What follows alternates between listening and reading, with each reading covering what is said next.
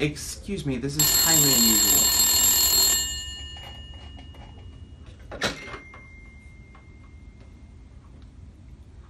Hello? Yes, I am using my computer right now. Why does that... Hello? Oh, it has a virus? How would you know that? You work for Apple. Oh, and your name is Steve. Oh, that makes sense, I guess.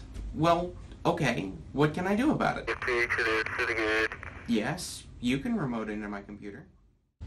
This could happen to you. Scam artists call and email people every day masquerading as employees of Apple, Microsoft, Norton, Webroot, and many other legitimate companies. These people then infect your computer with backdoor programs and then ask for even more money to fix your computer. Often they threaten to destroy your data unless you comply. Don't call the numbers on the messages that pop up. Don't follow the instructions of the people on the phone. If you get a phone call, hang up. If you get an email like those, delete it. And should you get a pop-up that won't go away, bring it to us. We can clean out your system and put your antivirus in place to help keep them from coming back.